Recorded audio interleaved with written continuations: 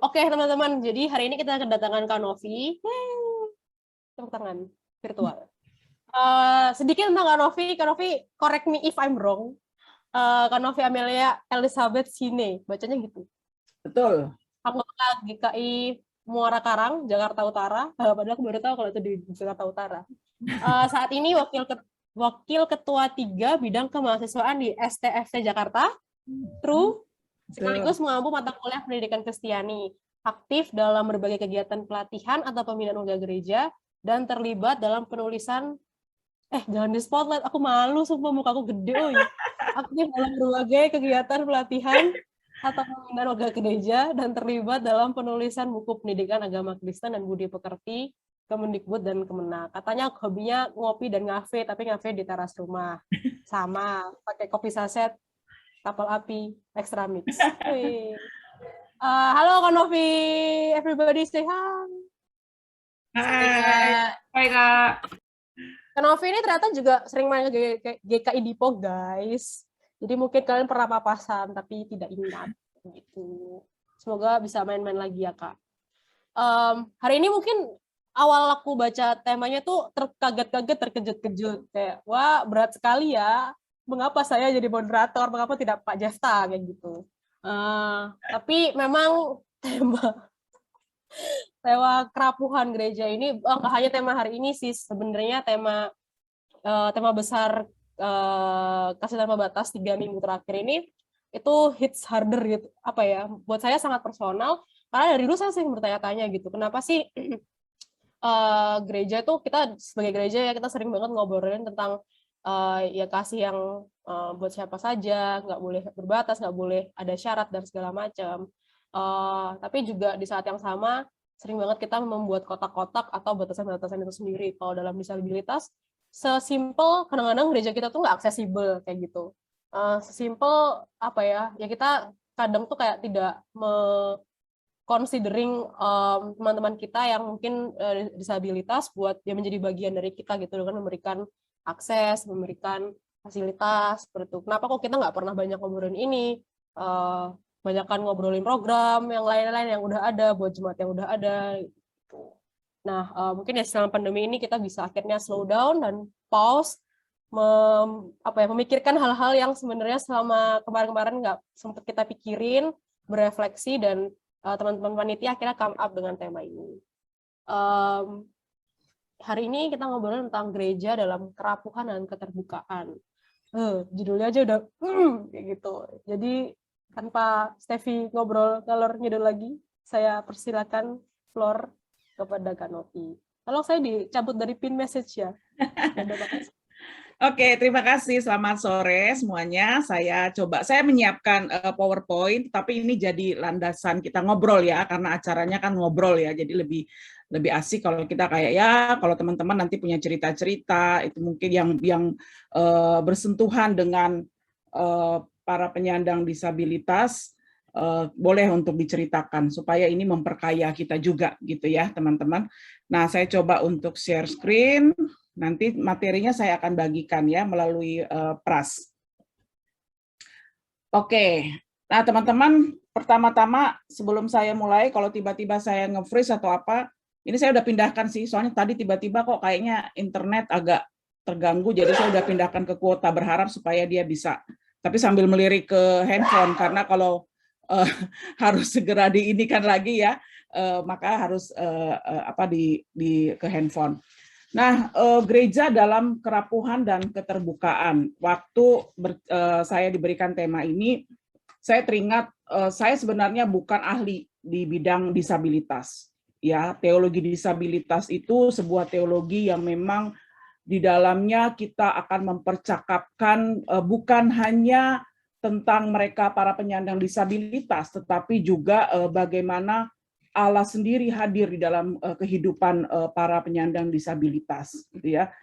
Saya waktu pas studi S3 berapa waktu yang lalu, kebetulan juga kita membahas tentang tema ini dan saya kebagian untuk berbicara tentang disabilitas. Jadi waktu Pras coba menghubungi saya, terus saya sempat merekomendasikan satu nama, tetapi kemudian karena kembali ke saya. Jadi saya pikir, oh ya udah, saya pernah membawakan ini juga di kelas presentasi. Dan kalau teman-teman punya nanti kesempatan lihat buku teologi kontemporer, nah itu bicara tentang disabilitas dan sebagainya. Ya.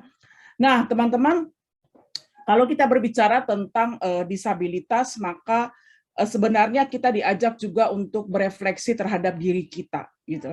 Kadang kita kan mengatakan bahwa disabilitas itu adalah mereka yang mengalami gangguan penglihatan, terus sudah itu gangguan mental dan sebagainya, gitu ya. Tapi sebenarnya makin ke sini kita semuanya diajak berefleksi bahwa pada dasarnya kita juga ini sebenarnya bisa dikategorikan orang-orang yang memiliki disabilitas, gitu. Kenapa? Karena kita masih bergantung dan membutuhkan bantuan orang lain, gitu. Ya kan? Kita bukan orang yang sempurna yang bisa melakukan segala sesuatunya. Nah, itu makanya topik tentang disabilitas ini masih menjadi topik yang cukup ramai untuk dibicarakan. Nah, saya mulai dengan definisi dari disabilitas. Karena ini memang pertemuan terakhir untuk tema ini, maka tadi saya mengatakan ini semacam overview gitu ya untuk kita. Kalau kita melihat undang-undang yang berlaku di negara kita, maka mereka yang masuk di dalam penyandang disabilitas ini adalah orang-orang yang mengalami keterbatasan fisik, intelektual, mental, dan atau sensorik dalam jangka waktu lama, yang dalam berinteraksi dengan lingkungan dapat mengalami hambatan dan kesulitan untuk berpartisipasi secara penuh dan efektif dengan warga negara lainnya berdasarkan kesamaan hak. Ini definisi yang sudah ditetapkan oleh undang-undang. Ya. Jadi kalau kita lihat teman-teman, setidaknya ada 4 hal yang dimasukkan di dalam definisi ini. Mereka yang memiliki keterbatasan fisik, keterbatasan intelektual, mental, dan atau sensorik. Ya, jadi dalam 4 kategori inilah orang-orang disabilitas kemudian dimasukkan. Nanti kita lihat apa saja sih yang dikatakan disabilitas fisik, intelektual, dan sebagainya.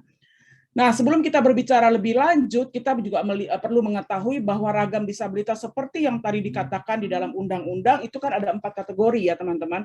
Yang pertama disabilitas fisik. Disabilitas fisik itu biasanya dikatakan bahwa orang-orang yang kalau kita lihat ya misalnya ada yang karena memang dia dari lahir ya, ada juga karena mungkin kecelakaan ya, musibah dan sebagainya, sehingga dia tidak bisa melakukan sesuatu dengan fisiknya. Ada juga yang disebut disabilitas intelektual. Nah, disabilitas intelektual ini adalah orang-orang yang mengalami kesulitan dalam fungsi intelektualnya.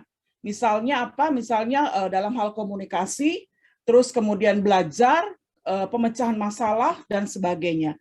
Dan juga mereka yang mengalami perilaku adaptif. Perilaku adaptif itu seperti apa, teman-teman? Misalnya mereka yang mengalami kesulitan untuk melakukan rutinitas sehari-harinya. Ya, kesulitan untuk menjaga dirinya sendiri, misalnya untuk menjaga kebersihan dan sebagainya. Ya, itu yang dimasukkan dalam disabilitas intelektual.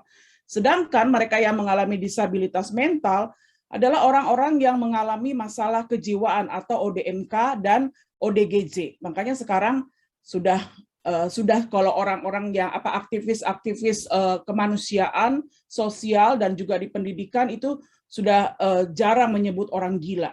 Tapi biasanya mereka menyebutnya ODGJ, ya, orang dengan gangguan jiwa. Termasuk dengan kalau kita bicara tentang disabilitas, sekarang ini pemakaian istilah tuna itu sudah mulai dikurangi ya. Karena apa? Karena konotasi dari istilah tuna itu lebih mengarah kepada sesuatu yang negatif gitu. Sehingga dalam percakapan di dunia pendidikan, termasuk juga mereka yang bergerak di aktivis kemanusiaan, itu seringkali dipakai istilah disabilitas ketimbang tuna ya. Lalu disabilitas mental. Nah, tadi mental sudah ya, ODGJ dan ODMK. Nah, disabilitas sensorik sendiri, teman-teman, itu adalah orang-orang yang mengalami gangguan di salah satu fungsi panca indera, ya. Dia disebut disabilitas netra, lalu juga ada tunarungu, ya, disabilitas rungu atau wicara. Nah, ada satu lagi sebenarnya kalau di dalam percakapan kita hari-hari ya, atau di dalam definisi yang disebutkan di dalam beberapa buku juga disebutkan disabilitas psikososial. Nah, disabilitas psikososial ini orang-orang yang seringkali kita dengar mungkin dia bipolar ya, lalu schizofren, terus depresi, orang yang mengalami gangguan kecemasan, ya.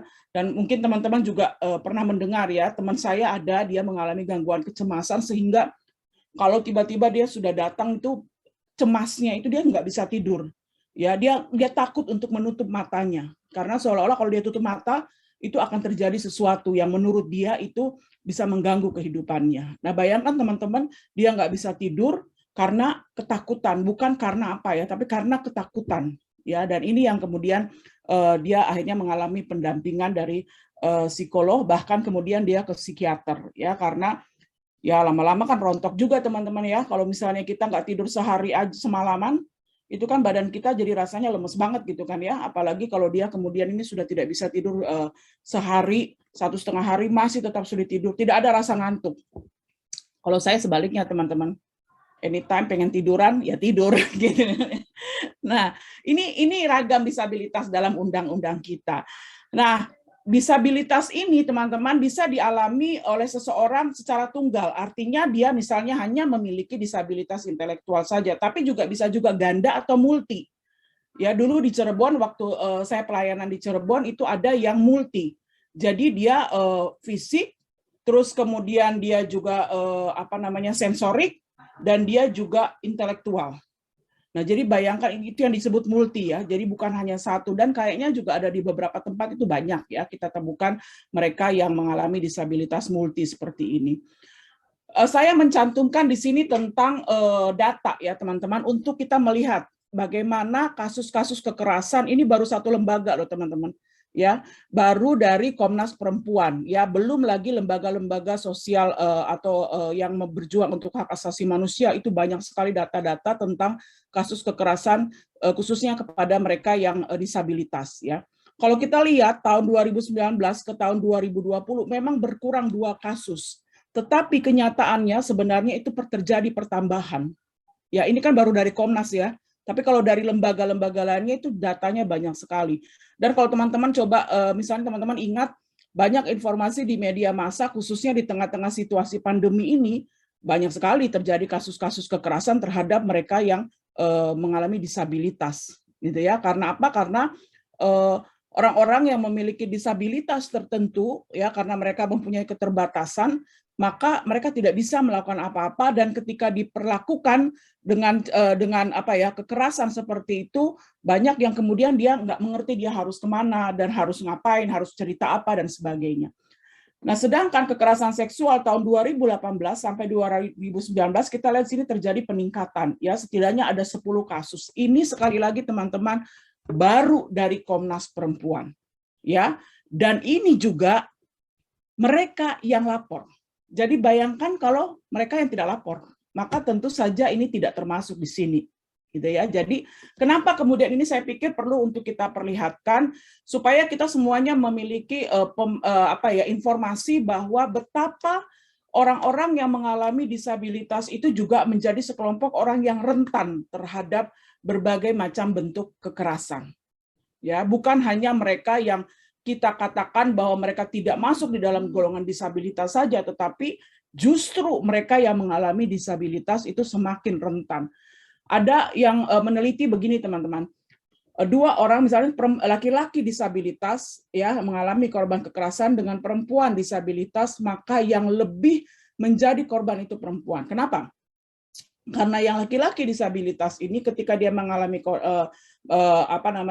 misalnya dia disabilitas fisik gitu ya, tetap dia bisa ada perempuan yang kemudian mau menikah dengannya. Tetapi biasanya yang perempuan yang disabilitas fisik itu seringkali justru dia dikatakan wah dia sudah mengalami disabilitas fisik, terus juga itu belum lagi media massa yang punya kategori perempuan cantik itu seperti apa, yang kita lihat ya di televisi kita, kan pengkategoriannya seperti itu. Yang cantik itu adalah yang seperti apa coba teman-teman? Yang putih, rambut lurus, gitu kan ya, langsing, tinggi. Nah, yang laki-laki yang disebut cakep yang seperti apa? Yang punya badan atletis, six-pack gitu kan ya, bersih, cakep, dan sebagainya. Nah, itu kan menjadi gambaran yang diberikan oleh media massa yang mau nggak mau membentuk pemahaman kepada khususnya orang remaja ya bahwa kategori cantik kategori cakep itu adalah yang seperti itu. Nah, itu yang seharusnya kita juga mulai untuk memberikan pemahaman bahwa cantik dan ganteng itu bukan dari sisi itu yang perlu kita perhatikan. Nah, data-data ini semakin memperlihatkan kita ya teman-teman bahwa kenapa kalau kemudian kita katakan orang-orang dengan penyandang disabilitas itu juga perlu untuk diperhatikan ya, apalagi oleh gereja tentu saja. Nah, dari korban-korban kekerasan ya bagi penyandang disabilitas, ternyata 3 kelompok disabilitas ini yang paling menjadi korban, yaitu mereka yang berada di dalam lingkaran disabilitas intelektual, psikososial yang tadi saya sebutkan ya, mereka yang bipolar dan sebagainya, lalu juga disabilitas tuli bicara. Jadi 3 kategori ini yang katanya korban yang paling banyak yang mengalami kekerasan itu ya. Nah, oleh sebab itu teman-teman kita bertanya kenapa ya hambatan-hambatan yang mereka hadapi dalam mengakses keadilan itu seperti apa? Kan kalau kita nonton TV atau baca berita seringkali orang-orang yang mengalami disabilitas ini sulit untuk kemudian mereka mendapatkan akses keadilan. Ya, itu macam-macam. Yang pertama, keluarga dan masyarakat tidak menganggap penting kekerasan seksual yang dialami perempuan disabilitas. Karena bagi mereka seolah-olah ya udah, orang dia misalnya ODGJ misalnya ya, orang dia memang tidak waras kok. Itu seolah-olah dianggap sesuatu yang biasa gitu. Nah, yang kedua adalah petugas dan aparat penegak hukum belum memahami keragaman disabilitas dan kebutuhan-kebutuhan khususnya.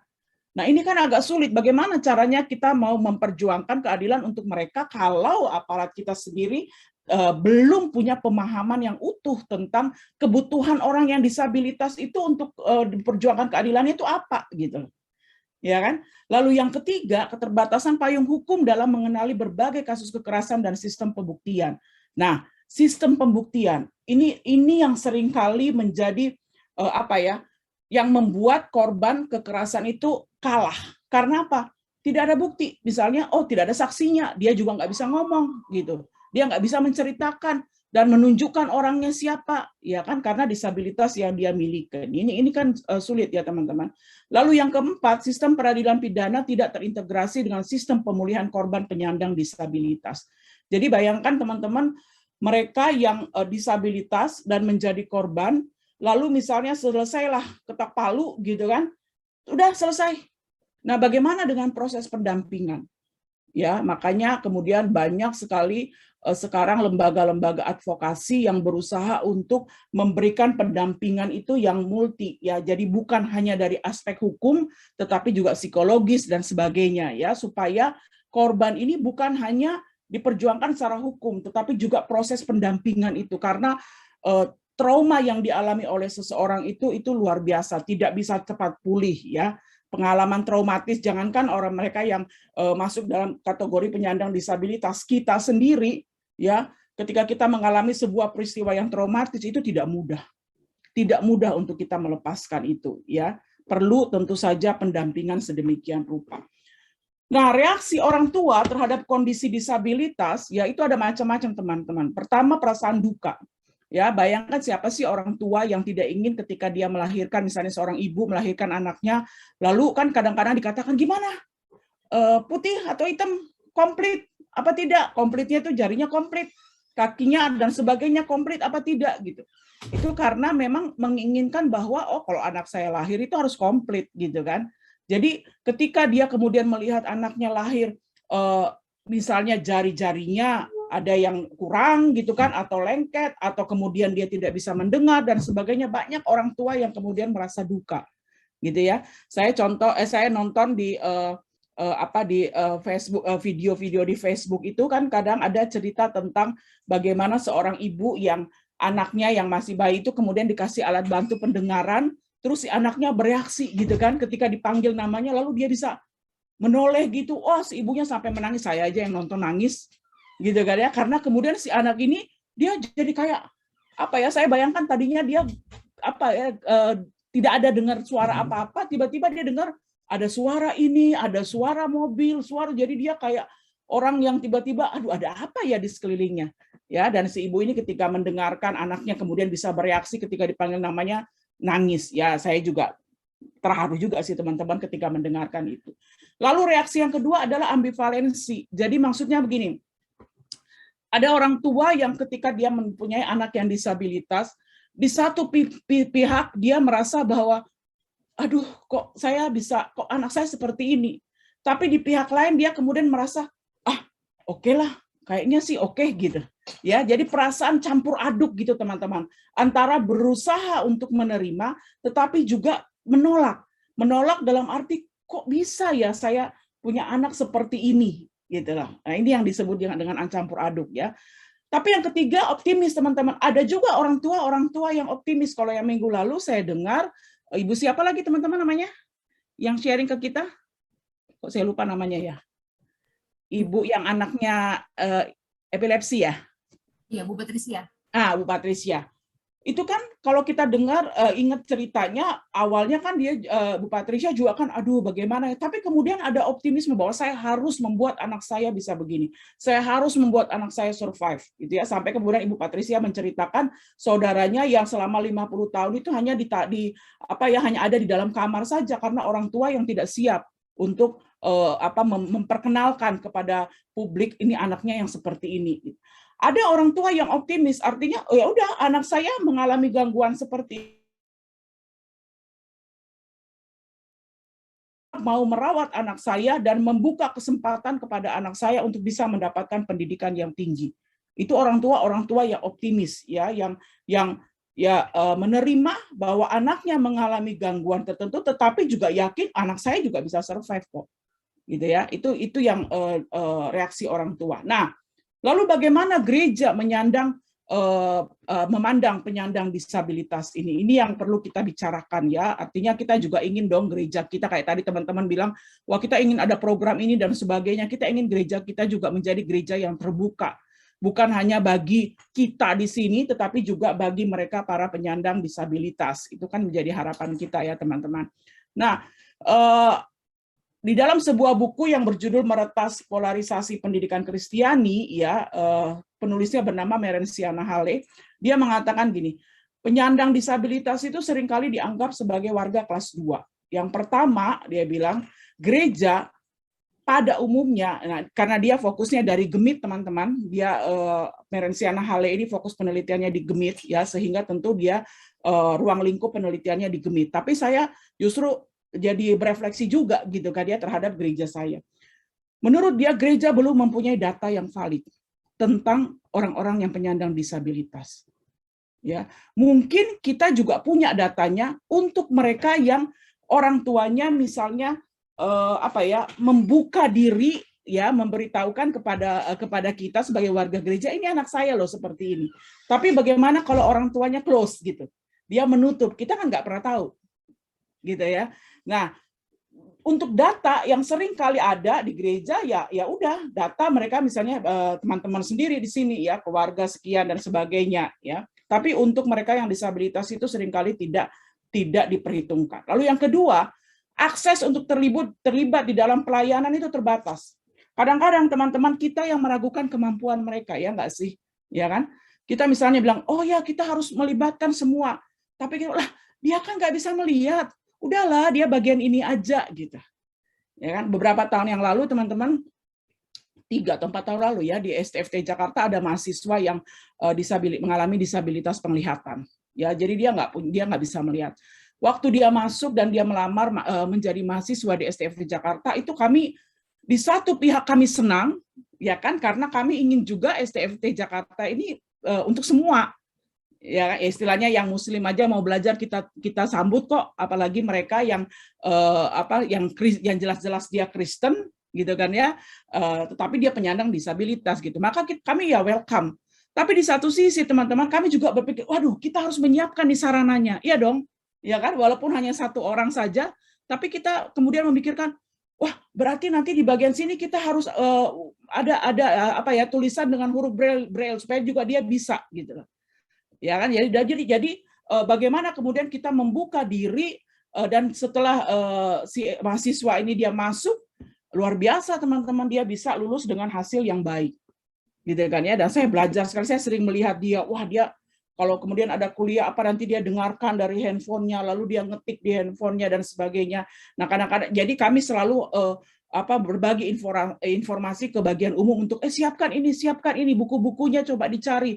Akhirnya kami ya karena memang dananya juga terbatas, otomatis kampus berusaha untuk kira-kira buku-buku mana yang dia bisa dia bisa miliki ya untuk supaya membantu dia juga di dalam belajar. Nah, akses untuk terlibat di dalam pelayanan terbatas karena seringkali kita yang menganggap kasihan dan mengatakan kasihan, udahlah kasihanlah, masa sih dia diberikan ini, padahal yang bersangkutan belum tentu loh teman-teman, iya kan? Karena dia sendiri juga merasa bahwa saya juga punya potensi. Banyak gedung gereja yang belum ramah terhadap penyandang disabilitas. Di beberapa gereja yang di Jakarta ya teman-teman saya lihat ada juga yang sudah mulai di bagian depan itu dikosongkan bangkunya supaya mereka yang pakai kursi roda itu bisa ada di situ, gitu kan? Lalu misalnya mereka gereja yang punya lift, mereka buat akses jalan untuk masuk ke lift supaya para penyandang disabilitas yang perlu untuk menggunakan lift itu juga bisa masuk. Ada juga yang seperti itu. Tapi coba deh teman-teman kita pikir, jangan-jangan gereja itu hanya memikirkan yang fisik saja. Ya nggak sih? Ya kan ya? Jangan-jangan kita hanya kepikiran, oh ya udah kita kan mau menjadi gereja yang terbuka untuk para penyandang disabilitas. Oke, kita siapkan lift, siapkan bangku yang kosong untuk mereka yang pakai kursi roda, udah selesai. Kan kalau yang kayak gitu, apakah kemudian hanya itu yang mereka butuhkan? Ya kan teman-teman ya? Artinya sesuatu yang hanya sifatnya ya udah sarana saja yang kita tekankan. Lalu yang keempat, banyak khotbah atau pengajaran gereja yang belum menyentuh kebutuhan penyandang disabilitas. Ya, apalagi kalau kemudian kita lihat yang disabilitas hanya satu orang, ya udah yang khotbah lebih banyak, lebih melihat ke yang 99 itu gitu kan ya, bukan ke yang satu itu gitu ya. Atau khotbah yang kemudian tidak menekankan apa yang harus dilakukan oleh mereka yang para penyandang disabilitas ini. Ya, jadi kalau tadi dikaitkan dengan sarana, maka ini dikaitkan juga tentang kegiatan-kegiatan atau pelayanan-pelayanan kita, apakah juga memfasilitasi atau memberikan asupan kepada para penyandang disabilitas atau tidak. Ya.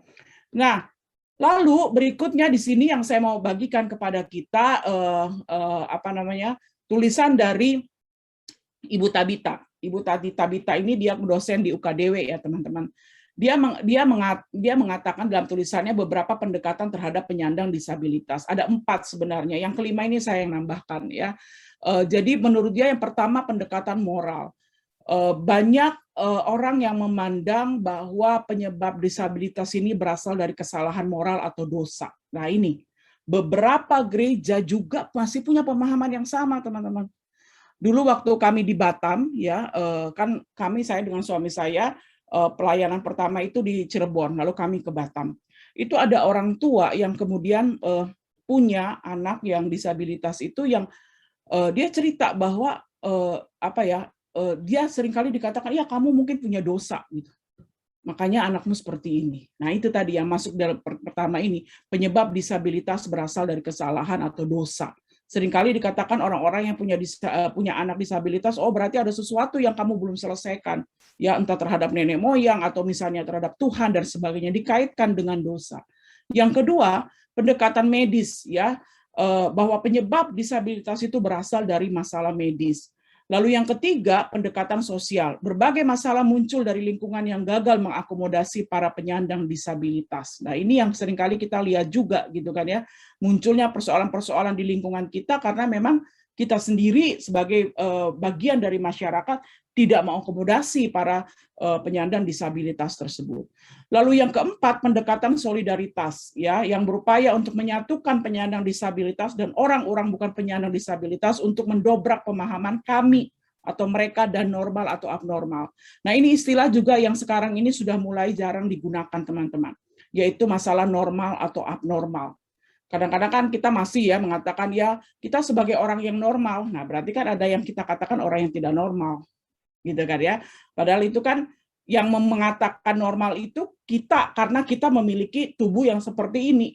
Gitu ya. Dan juga normal itu kan ukuran yang sudah ditetapkan oleh masyarakat, sesuatu yang normal itu adalah seperti ini. Misalnya gelas ini ya, cangkir yang saya pegang ini menurut saya ini sempurna, normal.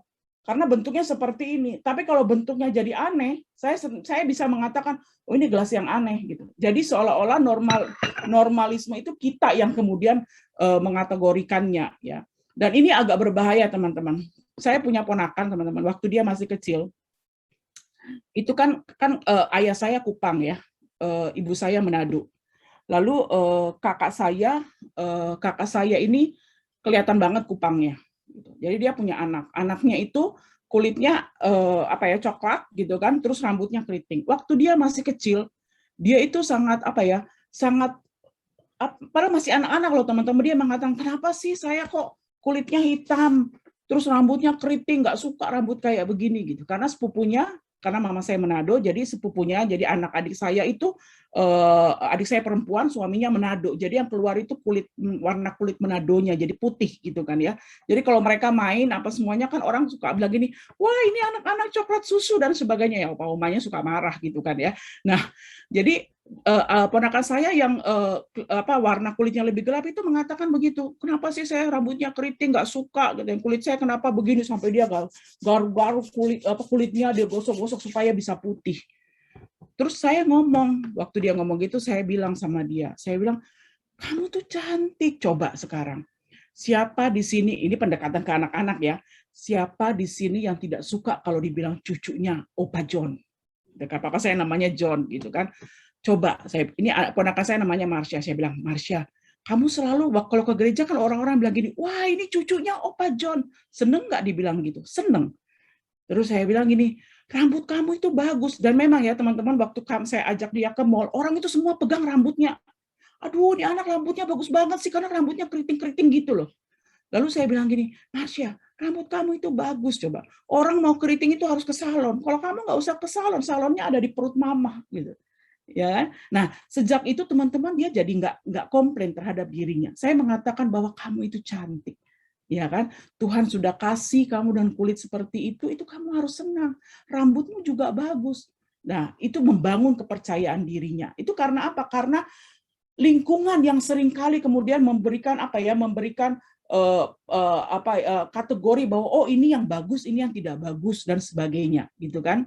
Nah makanya sejak anak-anak di sekolah minggu kita perlu mengajarkan kepada anak-anak tentang kemajemukan itu penting sekali. Tema-tema kemajemukan itu penting supaya anak-anak tidak hanya melihat ciptaan Tuhan itu hanya seperti dirinya, yang putih, ya, yang rambutnya lurus dan sebagainya. Tapi mereka harus tahu bahwa ada juga loh saudara-saudaranya mereka yang punya kulit dengan warna yang berbeda, rambut yang berbeda, tapi mereka semuanya itu ciptaan Tuhan.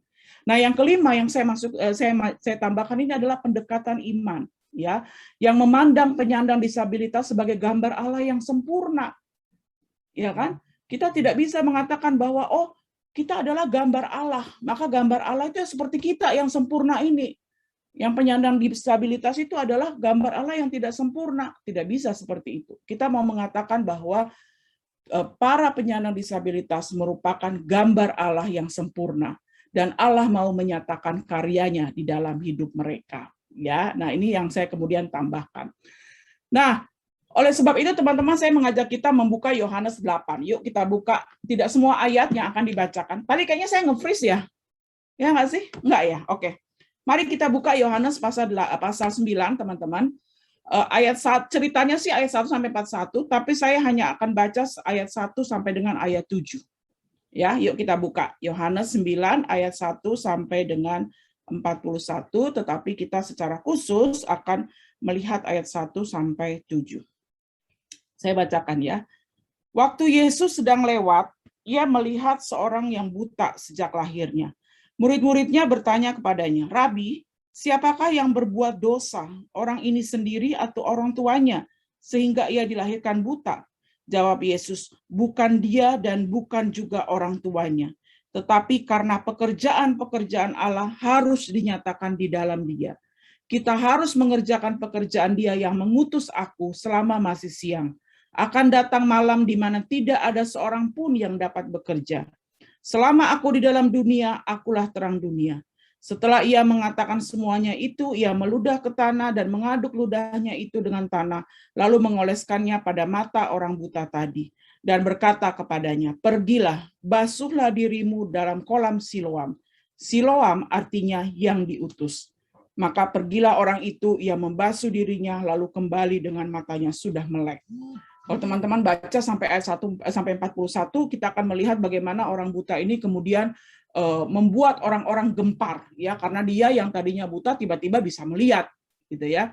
Nah, dari bacaan yang kita baca ini, teman-teman, pertama kita melihat kisahnya ini bermula dari Yesus ketika dia melihat seorang buta sejak lahir. Kalau kita perhatikan teman-teman, bukankah Yesus berkarya di tengah-tengah orang yang sebenarnya bisa kita katakan mereka ini adalah orang-orang penyandang disabilitas, ya kan? Orang lumpuh, ya, orang yang buta, lalu juga orang yang dikatakan dia mengalami kerasukan setan dan sebagainya. Bukankah ini semuanya orang-orang yang kita katakan mereka adalah penyandang disabilitas, gitu kan? Tapi karya Allah luar biasa dalam hidup mereka melalui Yesus. Pemahaman para murid pada waktu itu dan orang-orang Yahudi adalah setiap penyakit merupakan akibat dari suatu dosa. Makanya di ayat tadi, di awal tadi dikatakan, siapakah yang berbuat dosa? Orang ini sendiri atau orang tuanya sehingga ia dilahirkan buta. Ya, kan ada pemahaman seperti itu, ya. Lalu jawab Yesus, bukan salah siapapun, tetapi karena pekerjaan Allah harus dinyatakan. Ini luar biasa loh teman-teman. Ayat ini luar biasa menurut saya. Ketika Yesus mengatakan, bukan salah siapa-siapa. Kan para murid dan orang-orang memandang orang buta ini karena dosanya dia atau dosa orang tuanya, gitu kan ya. Tapi Yesus mengatakan, bukan salah siapa-siapa, tapi pekerjaan Allah mau dinyatakan atau harus dinyatakan melalui kehadiran orang ini. Ya, ini luar biasa jawaban Yesus. Jadi kita harus mengerjakan pekerjaan Dia yang mengutus aku selagi masih ada kesempatan. Itu perkataan Yesus, ya kan? Selagi masih ada kesempatan, kita harus mengerjakan pekerjaan Dia yang mengutus Yesus Kristus, yaitu yaitu pekerjaan yang memang Allah sudah tugaskan. Lalu kita lihat dalam bacaan kita, orang buta itu membersihkan dirinya di kolam Siloam. Nah, ini menarik sekali teman-teman.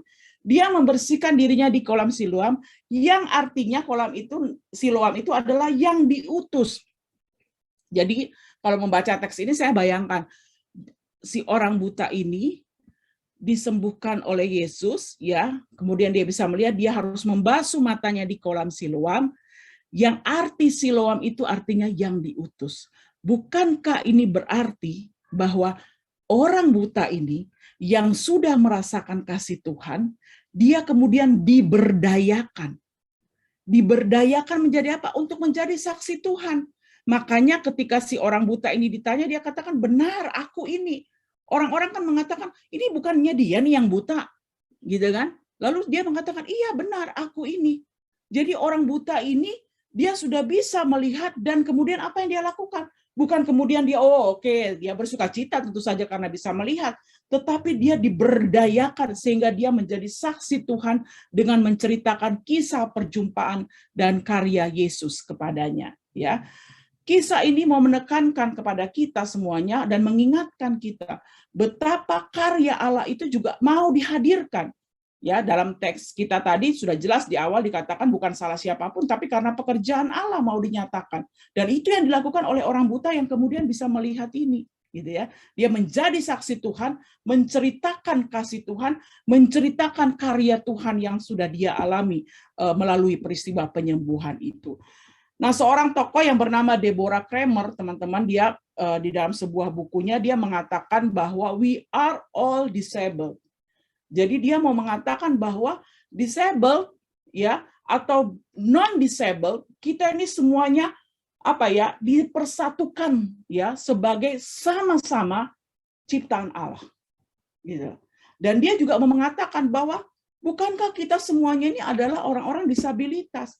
Karena kita bukan orang yang sempurna yang bisa melakukan segala sesuatunya oleh kita sendiri, ya, tapi kita membutuhkan orang lain untuk bisa juga membantu kita, karena ada yang saya tidak bisa.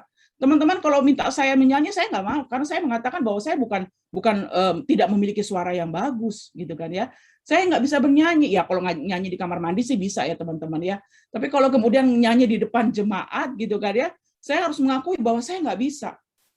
Ya, kalau suami saya diminta bernyanyi, ya udah. Makanya kalau ada kegiatan gereja, ulang tahun dan sebagainya, Lalu ayo Pak Mul, ya suami saya kan yang pendeta gitu kan, ayo Pak Mul nyanyi dengan Ibu Novi. Maka saya selalu bilang, udah yang nyanyi Pak Mul aja. Tapi kalau saya diminta nulis puisi, oh saya mau. Gitu kan ya. Karena saya merasa bahwa saya tidak punya kemampuan untuk itu gitu loh. Ya, sudah belajar sih teman-teman, bukan kemudian tidak berusaha. Saya udah coba gitu kan, nyanyi, diajarin suami saya, tapi ya begitu. Awalnya cantik. Terus akhirnya tiba-tiba saya udah pindah suara gitu. Jadi suka diketawain sama suami saya juga ketawa juga. Kok bisa ya saya kemudian pindah gitu kan. Tapi di situ kemudian saya berusaha untuk menerima, oh iya ya, saya memang suaranya ya segitu-segitu aja gitu loh. Ya kan? Nah, Deborah Kramer ini mengatakan we are all disabled. Kita semuanya ini memang membutuhkan dan punya keterbatasan dan butuh orang lain. Ya, itu harus kita akui ya. Nah, dia juga mengatakan di dalam bukunya ya, Deborah Kramer ini dia mengatakan bahwa kalau kita bicara tentang disabilitas seringkali kita tidak siap gitu loh. Ya, kita tidak siap untuk mempercakapkan tentang disabilitas.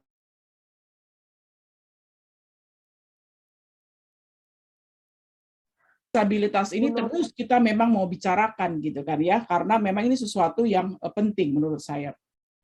Lalu yang kedua dia juga mengatakan disabilitas itu bukan persoalan kecil ya, tetapi persoalan yang besar karena ini berkaitan dengan konstruksi sosial yang memang dilekatkan kepada para penyandang disabilitas. Jadi memang ini bukan persoalan sepele teman-teman. Saya setuju kalau ini teman-teman kemudian punya gerakan untuk kedepannya mulai memikirkan para penyandang disabilitas. Ya apalagi kalau gereja teman-teman menjadi gereja menjadi rumah bagi orang-orang penyandang disabilitas, itu luar biasa ya, karena di beberapa gereja para penyandang disabilitas ini betul-betul tidak dapat tempat, makanya banyak penyandang disabilitas ya udah nggak ke gereja gitu loh, ya kan, mereka udah di rumah aja.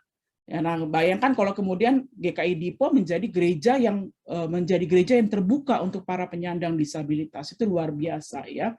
Nah, ini pendapat dari Deborah Kramer. Nah, kita lihat lagi ya teman-teman, seorang tokoh satu lagi Nancy Ireland dia mengatakan begini, orang-orang dengan disabilitas itu harus didorong ya kan untuk mereka bisa menerima gitu. Mereka bisa menerima bahwa ya saya memang memiliki keterbatasan gitu kan. Tetapi juga mereka didorong untuk kemudian mereka menjadi orang-orang yang mandiri. Makanya di sini ada guru sekolah minggu, dia punya sekolah sekolah homeschooling, tapi sebenarnya semi homeschooling karena dia campur. Ya, mereka mengategorikan dua kelompok. Jadi satu anak-anak reguler, ya, satu anak-anak disabilitas itu. Ya, disabilitasnya juga macam-macam teman-teman. Nah, mereka kemudian anak-anak yang reguler ini selalu berinteraksi dengan anak-anak yang disabilitas. Jadi mereka ada devotion pagi-pagi, lalu kemudian belajar ya karena ini homeschooling mereka, tapi homeschoolingnya bukan di rumah sendiri, tapi mereka kumpul di satu rumah, gitu kan. Nah, lalu mereka juga ada aktivitas, misalnya mereka harus masak. Nanti yang mereka memiliki disabilitas ini dibantu oleh yang reguler. Yang saya suka sekali kemudian teman-teman, itu kelihatan rasa sayangnya mereka satu dengan yang lain. Dan saya masih suka lihat nih ketika mereka jalan-jalan, kalau anak-anak lain itu melihat orang-orang anak-anak disabilitas kan ada yang rasanya, aduh kenapa ya gitu kan ya, lalu kayak menjauh dan sebagainya. Tetapi di homeschooling ini justru mereka sangat dekat ya, yang anak-anak disabilitas bisa begitu menyayangi koko-koko atau cici-cicinya gitu kan ya, yang ada di kategori kelas reguler, demikian juga sebaliknya ya. Jadi mereka juga dipersiapkan untuk apa? Untuk bisa survive. Nah, ada beberapa keluarga yang seringkali kemudian karena tahu anak-anaknya disabilitas selalu ya dalam tanda kutip seolah-olah ya udah dia harus dibantu, dia nggak bisa untuk melakukan apa-apa. Nah, harusnya mulai untuk dipersiapkan gitu loh, ya kan? Karena orang tua tidak bisa selamanya, kan tidak selamanya bersama dengan anak-anaknya. Walaupun teman-teman sebenarnya bukan anak-anak disabilitas. Kadang-kadang anak-anak kita juga kan orang tua itu rasanya senang, apalagi ibu ya senang banget kalau anak-anaknya kayak bergantung kepada dia. Karena seolah-olah masih dibutuhkan gitu loh. Iya kan? Padahal saya selalu bilang kepada adik saya, kepada kakak saya juga, harus didik anak supaya mandiri. Karena kita tidak tahu kapan kita bisa bersama dengan mereka terus. Bisa tiba-tiba kalau misalnya kita tidak mempersiapkan mereka mandiri, kalau tiba-tiba kita dipanggil Tuhan, anak-anak kita itu akan kehilangan arah gitu loh. Bingung untuk dia bisa mengelola hidupnya. Maka kita harus mempersiapkan itu ya teman-teman. Nah, oleh sebab itu ya apa yang harus dilakukan gereja? Gereja harus mengakui bahwa mereka sering tidak memperhitungkan kehadiran para penyandang disabilitas.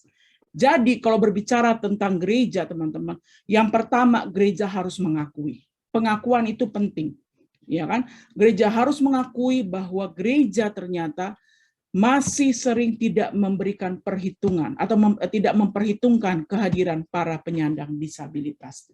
Sesudah ada pengakuan itu, maka kemudian yang harus kita lakukan adalah gereja harus membuka diri dan menyambut mereka sebagai umat Tuhan yang harus diperhatikan, harus dilayani, dan diberi kesempatan untuk melayani.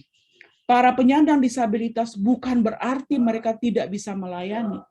Atau, nah ini yang tiba-tiba terpikirkan, kadang-kadang teman-teman, kadang-kadang ya semoga ini tidak terjadi di gereja kita, para penyandang disabilitas ini hanya menjadi objek. Objek apa? Objek untuk menghibur kita, ya, yang bukan masuk di dalam kategori itu. Objek untuk menggugah emosi kita. Ya, padahal mereka itu bukan seperti itu. Gitu kan ya. Kita harus menyambut mereka sebagai orang-orang yang memang punya keterbatasan, sama dengan kita punya keterbatasan, tapi kita berikan kesempatan kepada mereka juga untuk melayani. Mereka bisa kok untuk melayani, bukan hanya kita yang bisa melayani. Nah, gereja harus mulai melakukan itu semuanya, ya. Oke. Ini udah selesai slide-nya, ya kan? Nah, sekarang kita ngobrolnya, gitu kan? Oke, saya stop share screen ya teman-teman. Kita ngobrol dulu. Yang saya ingin sebenarnya, yang saya ingin sebenarnya untuk kita kemudian pikirkan teman-teman bahwa di tengah-tengah sebenarnya situasi pandemi ini di satu sisi ya pasti sih membuat kita sedih ya, prihatin. Tapi di sisi lain ini menjadi kesempatan kita juga untuk semakin memperluas gitu loh pelayanan kita dan semakin kita melihat siapa saja orang-orang yang ada di dalam gereja kita dan apakah memang pelayanan kita sudah menyentuh mereka apa tidak. Saya pakai background ini teman-teman, ini kan background dari WCC ya. Jadi kalau semboyannya itu kan Thursday in Black. Jadi setiap Kamis itu mereka yang mau tentu saja itu memakai pakaian hitam. Ya, ini untuk mendukung para korban kekerasan. Kan kalau dibaca di situ celebrate love ya. Love heals, not hurts. Jadi kalau kita mengatakan kita punya kasih, maka seharusnya kasihnya kita itu memulihkan. Bukan kasih yang menyakiti, ya kan? Menyakiti dalam hal apa? Oh, banyak. Nah, ini mari kita diskusikan. Oke. Saya serahkan ke Steffi ya. Steffi udah di gunung soalnya tuh kayaknya. Halo? Halo. Ya, oke. Oke, terima kasih Kak Novi. Teman-teman yang sudah ready, ini kok mukaku tidak terlihat ya Bunda? Iya. Wah, aku di hutan. Buat teman-teman yang udah punya pertanyaan bisa ditanyakan. Ini sih Kak, sharing dikit ya. Boleh. Semoga tidak banyak. Jadi tuh dulu di kampus emang ada mahasiswa yang disabilitas gitu kan pakai kursi roda. Kebetulan dia juga anggota apa sih? Aduh, aku nggak ikut lagi kayak persekutuan doanya kampus gitu loh. Kita sempat ngobrol-ngobrol. Ada satu momen yang aku ingat banget di mana dia bilang dia sempat nggak ke gereja, pokoknya punya kemarahan yang besar gitu loh dengan kekristenan, dengan Tuhan gitu, karena dia tidak melihat representasi dirinya dalam Alkitab gitu. Ada, tapi hanya sebagai yaitu kayak orang buta, orang lumpuh yang selalu butuh pertolongan.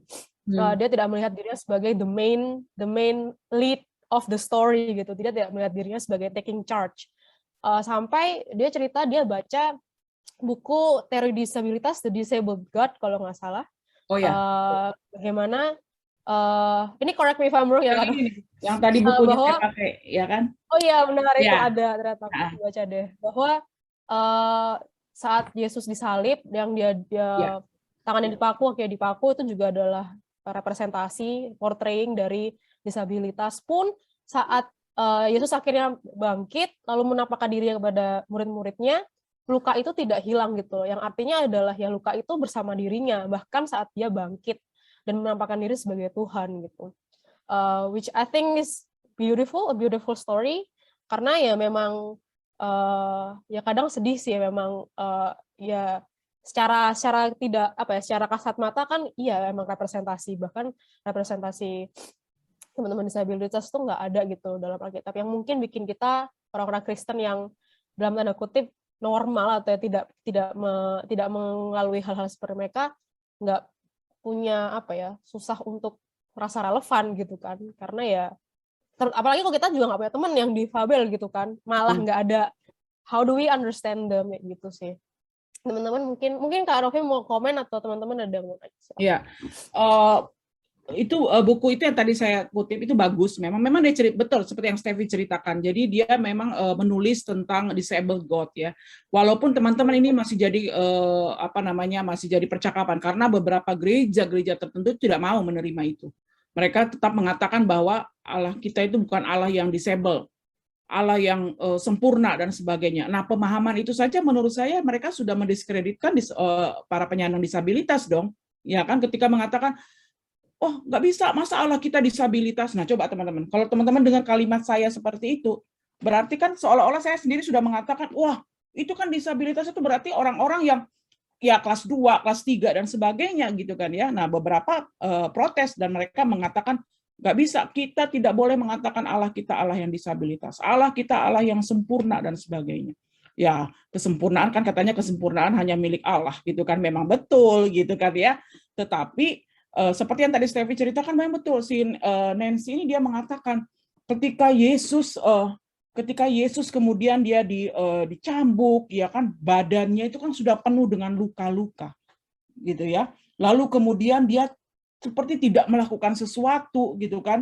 Dia kayak pasrah gitu loh, menerima penghukuman itu sampai kemudian dia disalib, lalu dia mati, dia bangkit, dan ketika dia bangkit juga luka itu masih ada di dalam dirinya.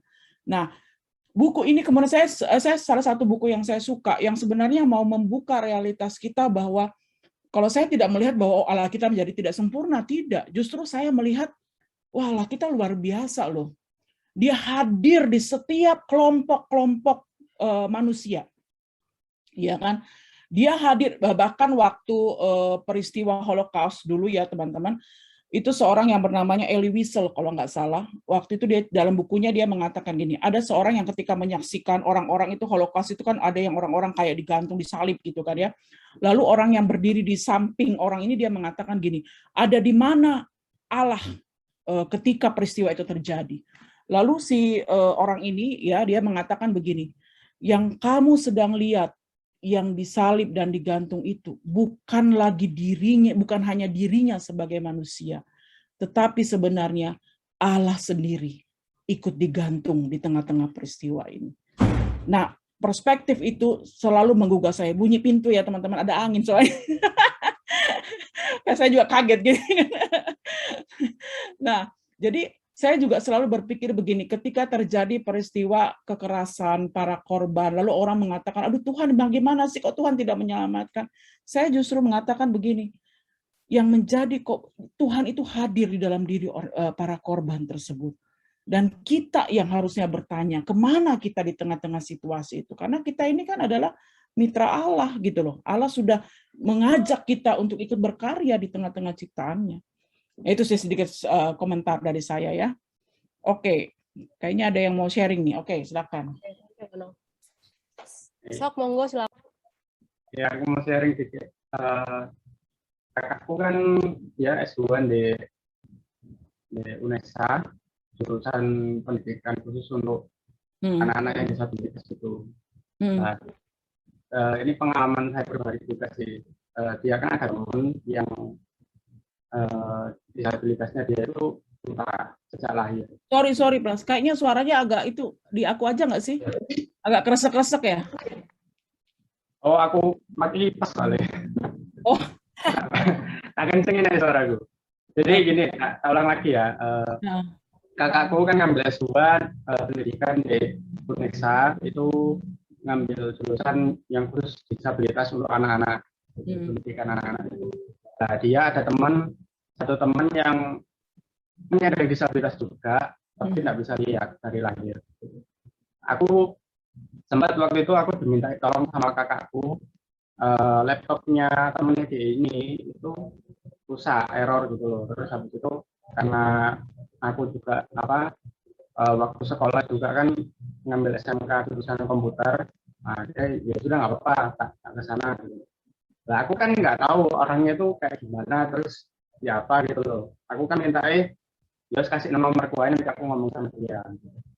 Lah, setiap kali aku ngechat, dia itu ngirimnya itu voice note terus. Aku kan, ini kenapa gitu. Ya, tapi ya wes lah gitu. Ya secara profesional juga kan ya, aku ini bener laptopnya dia. Terus akhirnya tak ajak ketemuan karena kan aku butuh melihat laptopnya loh. Jadi, sempat tak tawari gimana kalau misalnya laptopnya itu dikirim ke kakakku gitu, nanti biar aku singkat jano gitu. Terus dia minta ketemuan aja, terus kita ketemu di kampus kakakku. Aku heran, dia itu naik Gojek, terus nunjukin arah orang Gojeknya gitu loh. Jadi Pak nanti berhenti di sini gitu. Terus itu padahal kita tuh nunggunya itu di belakang kampus. Gitu. Aku heran nih, dia bisa tahu gitu loh. Walaupun dalam gimana ya, mahasiswa kan kampus besar gitu loh. Aku sendiri ke kampusnya teman-temanku kok bisa ingat gitu loh, bisa tahu ini di sini kamu di sini, jadi tahu gitu. Ya mungkin karena mereka berkuliah di situ selama bertahun-tahun juga kan gitu.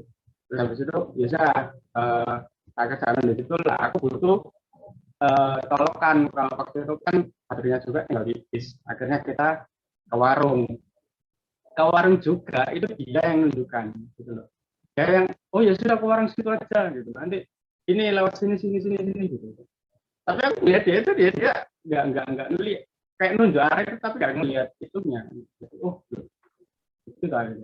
Terus baru aku diceritain sama kakakku, iya ini temanku dia punya disabilitas, nggak bisa lihat dari lahir. Gitu. Oh ya sudah gitu. Terus akhirnya kita ke warkop, aku bawa dia gitu. Jadi daerah Bonteng. Lah pas Bonteng itu kan aku nggak tahu jalan. Warungnya juga di mana aku juga nggak tahu. Kakakku juga nggak tahu. Terus jadi dia yang nunjukin jalan gitu. Ini nanti kamu ke sini. Terus ada tempatan kan, itu kamu belok kiri. Ada jembatan itu belok kiri. Gitu. Jadi kita berhenti di warung. Sambil aku mengerjakan laptopnya itu dia ya sharing-sharing sama kakakku. Gimana maksudnya. Dia ternyata juga ikut komunitas juga untuk penyandang disabilitas yang lain. Khususnya untuk orang-orang yang sama seperti dia yang nggak bisa lihat dari lahir. Itu mengembangkan teknologi gitu. Jadi kayak sistem software yang gimana ngopasin laptop atau HP supaya bisa dipakai gitu sama orang-orang disabilitas ini. Sampai herannya ya itu dia kan pakai kalau megang HP kan sambil di dekat begini, jadi ngomong gitu terus di dekat ini apa gitu, pakai voice gitu kan. Wes ya, terus selesai aku ngerjain laptopnya. Jadi ya gitu kan, butuh untuk errornya kan ternyata voice-nya itu nggak keluar gitu. Akhirnya ya sudah benar no. Jadi ya laptopnya itu oh ya wes bisa datanya baru ini semua. Sudah makasih ya. Ya wes. Itu aku sampai heran sih, maksudnya biasa aku melihatnya ya berkekurangan tapi dia ada kelebihan. Hebatnya gitu. betul. Justru itu ya, aku selalu melihat Tuhan itu luar biasa loh. Dia punya Tuhan itu adil. Keadilannya itu tidak bisa kita definisikan secara manusia ya. Karena kadang-kadang sebagai manusia kita definisikan adil itu kalau ada kue 2 ya satu-satu, kalau ada satu kue ya dibagi 2 kalau untuk 2 orang gitu kan. Harus sama rata. Padahal kan adil itu bukan berarti selalu sama rata gitu loh. Iya kan? Dan itu memang yang kita lihat, mereka itu waduh banyak, sampai kadang kalau saya lihat ya entah mereka ya kayak tadi ya cerita Pras, saya sampai suka merasa amazed aja gitu loh dengan karya Allah gitu. dulu ada di kami, sekarang sudah dia nggak di sini kalau sudah kemudian dia udah berkarya di tempat lain ya. Seorang anak, tapi dia masuk kan, kita ada juga istilah ABK ya teman-teman ya, anak berkebutuhan khusus. Ada pengategorian itu juga, definisi itu juga dalam undang-undang kita. Nah, anak ini autis teman-teman. Karena dia autis, dia sebenarnya lebih ke ADHD ya. Jadi dia setiap hari itu harus minum obat supaya kalau dia minum obat dia lebih terkontrol. Tapi orang tuanya sengaja setiap hari Minggu itu dia dibebaskan dari obat karena orang tuanya kasihan juga gitu loh, setiap hari dia dikasih obat terus gitu. Nah, hari Minggu itu dia nggak dikasih obat, dia ke sekolah Minggu, nah otomatis kemudian dia reaksi dia itu ya dia tidak bisa diem gitu. Dia jalan ke sana kemari ke temannya apa semua. Jadi temannya selalu merasa ngapain sih dia gitu loh, nggak bisa diem dan sebagainya gitu. Nah, satu kali kan kita retret nih.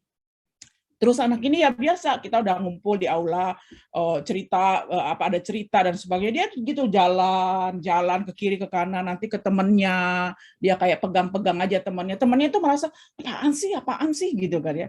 Nah, sampai teman-teman suatu ketika, pas waktu itu saya bawa sesi itu, terus saya tanya gitu kan ya, saya cerita tentang Teresa, Mother Teresa, lalu saya bertanya gitu kan, terus langsung dia angkat tangan sambil dia berdiri tuh. Aku tahu apa jawabannya. Langsung dia bisa menjawab. Oh benar, saya bilang gitu kan. Jawabannya betul.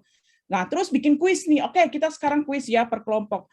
Tahu nggak? Karena berapa kali pertanyaan dia yang jawab, akhirnya dia jadi rebutan sama teman-temannya. Jadi teman-temannya bilang, kamu ke kelompok saya aja. Dia sambil diam-diam gini, dia senyum-senyum gitu kan. Terus udah itu kami bilang, ya udah terserah kamu mau masuk kelompok mana. Akhirnya dia tunjuklah dia mau masuk ke kelompok itu. Teman-teman semua kelompok rebutan sama dia. Karena apa? Semua pertanyaan itu dia bisa jawab. Dan benar teman-teman, waktu dibikinkan kuis itu, dia yang jawab. Teman-teman yang lainnya ada yang tinggal mencatat. Jadi kita kasih pertanyaan, langsung diangkat tangan. Kita kasih pertanyaan, angkat tangan. Teman-teman sekelompoknya semua, kamu bisa. Dia bilang, iya, bisa. Dan dia jawab gitu. Sampai saya bilang gini, iya ya, luar biasa gitu loh. Dia artinya dia tidak duduk diam, dia jalan ke sana kemari, tetapi pendengarannya itu luar biasa dan dia bisa menjawab soal-soal itu. Itu yang menurut saya bahwa mereka juga diberikan diberikan kelebihan oleh Tuhan gitu loh. Ya kan Tuhan, kalau kita mengatakan wah mereka ini tidak bisa melihat, mereka ini kayak dulu ada di Cirebon jemaat kami itu namanya Risa. Risa itu dia duduk di kursi roda, tapi teman-teman tangannya harus diikat, kakinya harus diikat. Karena apa? Karena kalau dia misalnya dia senang gitu kan ya, dia senang itu tangannya bisa tidak terkendali gitu loh teman-teman. Tangannya atau kakinya bisa nendang-nendang. Jadi kalau di kursi roda diikat tangannya, kakinya diikat. Orang kalau nggak ngerti kan pikirnya kasihan amat sih diikat, ya kan? Nah, satu kali waktu saya sama suami saya ke tempat dia itu lagi tidak diikat tangannya. Jadi begitu kami datang, hai Cak, gitu kan, wah langsung tak, sampai suami saya ditempeleng, plotak, ditempeleng gitu kan. Lalu dia teriak, maaf om, nggak apa-apa, karena kami ngerti gitu kan ya, maaf om, dia gitu. Oh, lumayan juga sih, merah juga ya teman-teman ditempeleng gitu kan. Nah, tapi teman-teman, dia itu pintar sekali bikin puisi. Waktu kami di Cirebon saja, itu sampai banyak banget puisinya. Akhirnya sama suami saya dikumpulkan, lalu kemudian ditulis kembali puisi itu. Dan dia itu senang setiap ada kegiatan ya kami berikan dia, ayo Aica kamu nanti yang bawa puisi ya, oke om gitu loh. Nanti kalau ada kegiatan lagi, oke Cak kamu dilibatkan, dan dia senang sekali. Tapi kemudian ketika kami mutasi, ya karena mungkin juga masing-masing orang punya fokus yang berbeda, akhirnya dia merasa dia sudah tidak diberikan kesempatan lagi gitu loh. Padahal luar biasa loh teman-teman, saya suka baca dia punya puisi, wah luar biasa sekali ya puisinya. Kan kita sendiri nggak semuanya bisa buat puisi ya teman-teman, kadang-kadang mau cari satu kata aja bingung, ya kan? Atau kita tidak senang dengan puisi. Kalau kita lihat puisi judulnya air, bagi kita air, puisi apaan tuh air gitu kan? Tapi yang si penulis kan dari air itu dia bisa mencurahkan seluruh perasaannya gitu kan ya, karena memang dia punya punya kelebihan di situ ya, pintar untuk membuat puisi. Gitu komentar dari saya. Terima kasih ya Pras ya. Ya, thank you. Teman-teman lain ada yang mau bertanya atau dari kakak-kakak sekolah minggu? Ini banyak banget kakak-kakak sekolah minggu nih yang hadir hari ini. Cila. double job soalnya, ada yang jadi majelis dan Biasanya kan jadi- gitu katanya kalau di gereja 4L ya. Lu lagi.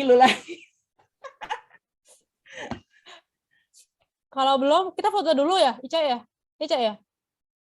Gimana? Boleh. Oke. Kita Boleh. foto sembari Kak Tom, Mama Yola, dan Om Jefta mikir pertanyaan. Ayo teman-teman, Oke. dinyalain Yuk, dulu kita kameranya. open cam. Jensen, Kendrick, Alvin Agung, apakah kamu meninggalkan HP di mobil? Wow, Kayak jangan potong join. rambut. Kak Tom, Aurel, CL ini siapa CL? Halo, dengar. Oh, Sorry, dengar. agak putus-putus Apa? Emang barusan. aku bilang apa? Emang aku bilang apa tadi? Iya tadi loh, apa yang terakhir itu. Kalau kamu nggak dengar pas Apa? kamu bilang, cuman Alvin Agung, iya, putus-putus di tol. Oh, Hati-hati. Nyalain kamera, foto. Oh alah, ya. Mama Aurel, Yola kayaknya masak, Iya. sumpah. Kak Tom, CL, halo CL. CL siapa ya? Mama ini ninggal masak ya? Loh, oke. Enggak. Oh, bukan dia, ya ampun. Oh, kayak kok dia, ya ampun. ada teman sekelasku. Siapa? Enggak kaget ya, Bu. Kak Novi dulu, komisi anak itu, hari anak, masih inget ya? Oh iya, betul. Ya, Kayak tadi saya ketemu cerita tangan. sama Stevi dan teman-teman tadi di awal, aku udah berapa kali loh ke Dipo, tapi memang nggak ke pemuda, ke komisi anak. Ica, ini gimana fotonya? Udah. Ta? Halo. Ya, Ya, kamu yang foto ya? ya. Ayo. Udah. Satu, aku hitung. Udah nggak di galeri. Kamu udah galeri dah. Sudah. Muka aku jangan gede loh. Enggak. Ayo, pose. Satu, sebentar, Komik belum muncul itunya, videonya. Ih, Siapa? Omi. Jansen kok jadi Zoro? Ada Zoro nih di kita. Waduh, udah jadi bajak laut. Ayo, aku hitung ya. Satu, dua. Lagi. Satu, Vin, dua. nyetir aja, Vin. Sudah. Oke. Alpen. Halo, Oke, Pendeta Claudia. lanjut. Makasih Oh, ya alah, Kak betul Novi, di- Bu Novi. Sama-sama. Gila, Terima Kak. kasih. Mau dia mau dipanggil Kak juga nggak? Mana Ini belum kelar ya? kabarnya? Kabar baik. Ini belum kelar loh, teman-teman. Tadi cuma ini doang. Isi waktu. Teman-teman kalau mau nanya, silakan nanya. Kok udah dada-dada? Udah foto soalnya pikirnya. Yuk teman-teman, mungkin ada sharing juga nih. Aku deh. Aduh, Ya, silakan. kamu lagi. Enggak, Deng. Sorry, Aicha. Love you. Ya, aku jadi gede Ayo. guys. Aku nggak pernah sih, sekali doang. Aku mau cerita ya cerita. Ada pengalamanku dengan teman-teman disabilitas macam-macam sih. Mungkin yang pertama banget yang benar-benar face to face itu tuh waktu, aku tuh lupa nama anaknya, tapi dia cukup terkenal, JKI Kutisari. Waktu itu aku lagi pelayanan, jadi kunjungan gitu. Terus lagi pelayanan keyboard nih, dan dia itu duduk di bangku jemaat pastinya. Terus ya aku udah notice dari awal, oh dia buta, oke. Habis itu setelah ibadah, dia tuh deketin aku. Terus dia ngomong, aku boleh nggak coba main kayak gitu. Terus kayak boleh lah aku gitu kan. Habis itu dia main tuh biasa aja gitu. Dan dia itu ngakunya kayak aku lo nggak bisa main ini kan kayak gitu. Terus kayak aku kan nggak tahu ya, kayak iya enggak kok, kamu bagus banget mainnya gitu. Dan dia tuh kayak berulang kali ngomong, enggak, iya aku lo pingin banget bisa main kayak kamu dan lain-lain. Terus kayak gak apa-apa, belajar aja. Terus habis itu, nah aku nggak tahu kan si anak ini, kayak aku nggak tahu bahwa dia cukup terkenal gitu loh pada waktu itu. Habis itu beberapa berapa bulan mungkin setelah itu, aku tuh ngelihat ada video aduh aku lupa sih siapa yang buat, pokoknya ya pasti yang bikin gereja gitu kan. Aku lupa apakah gerejanya dia atau ada komunitas lain lah yang bikin video. Dan dia tuh ternyata musisi dong. Dia tuh bisa pinter banget. Mohon maaf nih, main piano tuh lebih canggih daripada saya gitu. Dia main piano, main biola. Terus kayak, ya ampun, aku sangat malu. Terus kayak, keren banget sih. Dan ya ya keren banget sih sumpah. Jadi kayak pengen banget ngobrol lagi tapi ya gimana. Habis itu, nah itu adalah pengalaman yang cukup menyenangkan gitu kan, kayak keren banget sumpah anak ini. Lalu yang lain itu yang bikin aku ini kan aku kan yang kalimat yang di tema ini gak hanya aku ya, ada teman-teman yang lain yang ide untuk bahas tema ini untuk dijadikan acara pemuda gitu kan. Dan aku ada salah satu yang apa ya, ada kejadian yang bikin aku nge-lag kah? Tadi kamu nge-lag. Nge-lag. Coba kamu gerak. Halo. Nge-lag. Halo. Nge-lag. Masih nge-lag? Ya. Masih nge-lag. Rebutan Halo, mitra sama halo. mama sih. Iya. Halo, nama aku Risa, umur 21 tahun. Masih nge-lag? Udah enggak. Ya, oke. Jadi itu sebelum ngide, itu ada hal-hal yang bikin aku, oh perlu banget sih kita bikin acara kayak gini. Jadi itu, aku tuh pernah, ini sebenarnya ceritain sama teman aku sih. Jadi itu teman aku tuh kan anak seni di jurusan yang sama. Buat di jurusan yang sama, di fakultas yang sama. Jadi tetanggaan kayak gitu. Dan waktu itu anak seni itu emang terkenal jurusan yang berat banget gitu dari ospek. Itu kayak masih zaman kan dulu kakak kelas gitu, cutting teriak dan lain-lain kayak gitu. Dan emang jurusan mereka itu terkenal yang paling keras lah pokoknya. Terus dia tuh cerita ke aku bahwa jadi itu angkatannya dia itu seangkatan sih sama aku. Angkatannya dia itu yang paling banyak ada anak-anak disabilitas, sekitar 4 gitulah. Dan kakak kelasnya itu sangat tidak sensitif dengan itu gitu loh. Bahkan ketika marah-marah gitu kan, itu kayak sampai disebut ini tuh jurusan ABK, angkatan ABK kayak gitu. Terus kayak ada istilahnya kan, ableist ya, banyak banget gitu loh. Kayak aku banyak diceritain teman-temanku, ya ternyata banyak ya orang-orang kayak gitu yang nggak punya awareness bahwa ya itu bahwa anak komunitas disabilitas ini masih dilihat sebagai orang-orang tingkat itu tadi karena Novi omongin gitu, yang tingkat 2, tingkat 3 lain-lain. Lalu setelah itu juga karena aku anak TikTok banget kan, ngeliatin doang sih, nggak bikin gitu. Jadi itu aku tuh pernah nonton film anime sebenarnya, dan ceritanya itu tentang cewek yang dia bisu tuli kayak gitu. Dan seperti yang kita tahu kan, teman-teman yang tuli itu kalau ngobrol nggak selancar kita gitu, dari posisi kita ya, dari point of view kita gitu.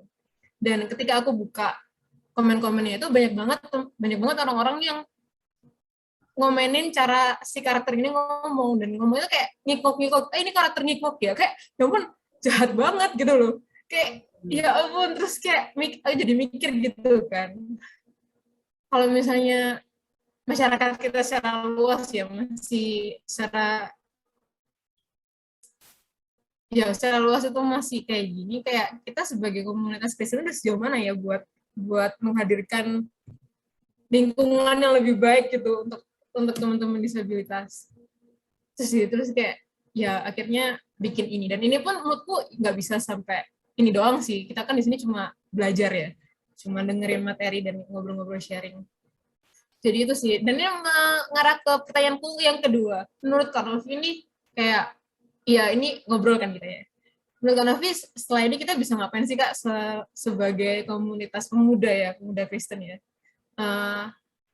Hal-hal apa yang secara nyata bisa kita lakuin buat teman-teman disabilitas gitu? Terima kasih. Oke. Ya, yang diceritakan tadi ya, Risa ceritakan, saya pikir kita mulai begini teman-teman. Kita mulai untuk mengembangkan kepedulian kita terhadap, kadang-kadang kan guyonan-guyonan kita itu tidak pas ya. Misalnya gini teman-teman. Jadi saya selalu suka menegur juga, kalau bukan hanya mahasiswa, termasuk ponakan saya, kalau kemudian mereka nyeletuk-nyeletuk yang menurut saya itu nggak boleh. Misalnya gini ya, kalau ada orang yang nggak bisa diem gitu, kayak ponakan saya gini, nggak bisa diem, ini apa, terus sama saudaranya itu sepupunya dibilang gini, kamu autis gitu.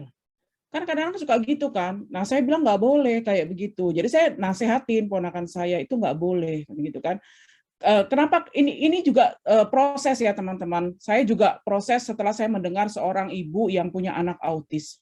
Bagaimana ibu ini waktu itu ada kegiatan dari satu komunitas, terus saya ikut, terus ibu ini bercerita bahwa dia betapa sakit hatinya ketika dia mendengar sekelilingnya mempermainkan itu gitu loh, bukan mempermainkan anaknya. Jadi dia ada di sebuah tempat, lalu kemudian guyonan kayak tadi, oh dasar lu autis gitu kan. Terus dia mengatakan, kenapa ya kok itu dijadikan guyonan gitu loh. Ya karena dia punya anak autis dan dia bagaimana betul-betul berjuang supaya anaknya itu bisa survive, dan ibu ini luar biasa sekali. Nah, jadi kita mulai dari situ. Ya, kepada mahasiswa juga gitu, kadang-kadang mereka udah asal lu memang autis. Nah, saya sampaikan, tapi kemudian mereka karena sudah belajar, ya akhirnya mereka kemudian timbul penyadaran itu. Atau misalnya gini, yang saya ceritakan tadi, anak yang disabilitas penglihatan itu kan namanya Caroline ya, yang di STFT Jakarta, waktu dia masih kuliah. Sekarang dia udah lulus. Kadang-kadang kan gini, karena dia tidak bisa melihat, jadi kan ya itulah ya, jadi dia diberikan kemampuan pendengaran yang luar biasa, gitu ya. Hanya bayangkan teman-teman, satu komunitas itu untuk dia ingat suara ini siapa, kan itu tidak mudah ya. Sekarang teman-teman lah, tiba-tiba ada yang telepon, ayo masa sih kamu nggak ingat saya, kan lama-lama capek ya teman-teman ya. Kalau kemudian masa sih kamu nggak ingat saya, hanya untuk meyakinkan kita bahwa ini loh saya, jadi kita yang disuruh nebak gitu loh. Kita disuruh nebak siapa yang bicara itu. Kan kadang-kadang kita kalau aduh lagi malas, kita ya udah deh, aku nggak tahu gitu, misalnya tebakan kita salah gitu kan lama-lama capek ya teman-teman. Nah, jadi si Caroline ini kadang-kadang ada yang suka gitu, hai Caroline, katanya, ayo saya siapa gitu. Nanti misalnya dia tebak salah, ayo siapa, terus aku suka, kalau aku pas ada di situ aku bilang gini, aduh capek kali, dia mau ingetin semua kita di sini, sekian ratus orang yang ada di sini, masa dia hafal satu-satu. Jadi kalau kadang-kadang saya menyapa dia dia lagi duduk di taman gitu ya, selamat pagi Caroline, saya Novi. Kak Novi, katanya gitu kan. Karena saya membantu dia juga untuk mengingat, karena saya selalu berusaha menempatkan diri saya di dalam dirinya gitu loh. Artinya kalau saya bilang, halo sampai Caroline, ayo coba siapa saya. Ya ilah, kan capek ya untuk mengingat itu gitu kan ya teman-teman. Nah, itu dua contoh teman-teman. Jadi bagaimana kita mulai untuk kemudian membiasakan hal-hal seperti itu. Ya. Lalu apa yang bisa kita lakukan? Menurut saya tadi kan teman-teman sudah ada rencana nih ke depannya mau ngapain gitu kan ya. Misalnya mau mungkin kita mulai dengan, kita tahu nggak siapa teman-teman kita yang ada di gereja yang mereka memiliki disabilitas, ya kan, disabilitas penglihatan atau misalnya pendengaran atau kemudian disabilitas fisik dan sebagainya, ya kan. Kita kemudian mengajak mereka untuk ikut serta di dalam kegiatan kita. Kan sekarang lagi masih pandemi ya, jadi mau nggak mau secara virtual. Tapi terlebih dari itu, teman-teman, saya pikir kita perlu diberikan pemahaman yang benar tentang disabilitas itu sendiri, supaya konsep berpikir kita itu betul-betul sudah tepat. Gitu. Karena kalau kita semakin tahu gitu kan ya, kan gini teman-teman, kita mau mengadakan sebuah kegiatan ini, tapi kita juga perlu pemahaman yang tepat tentang itu gitu loh, supaya program yang kita mau luncurkan memang betul-betul berdasarkan kebutuhan dan sesuai dengan kebutuhan mereka gitu. Iya kan? Jadi kan pemahaman teman-teman kan sudah nih sekarang nih ya, nanti juga bisa saja teman-teman kemudian dibekali lagi. Lalu yang kedua, program-programnya kita harus tahu sesuai dengan kebutuhan mereka apa enggak. Kita melibatkan mereka gitu. Kalau misalnya kita merasa kayaknya di gereja kita ini nggak ada deh yang masuk dalam kategori disabilitas sesuai dengan ragam tadi gitu kan.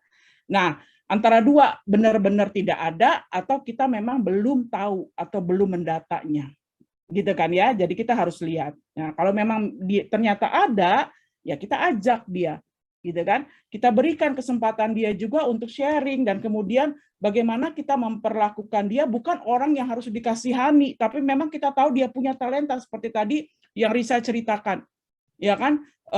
Dia punya kemampuan yang luar biasa. Nah, kita memang memberikan kesempatan juga dia untuk masuk di dalam pelayanan kita, gitu ya.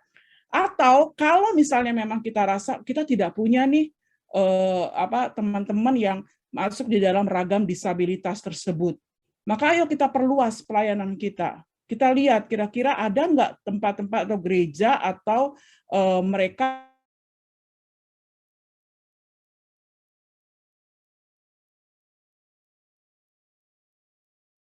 Hanovi. Kanovi hilang. Oh, kita no. ngumpulin, sorry, tadi nge-lag ya.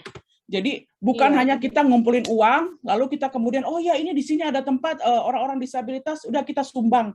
Gitu. Menurut saya sih bukan hanya itu, tetapi bagaimana kita sendiri bisa berkarya. Kalau kita bisa membuka relasi kita bisa melayani mereka, gitu kan? Itu kan bagian dari pelayanan gereja juga. Atau kita melibatkan mereka di dalam pelayanan kita, itu bisa juga kita lakukan seperti itu.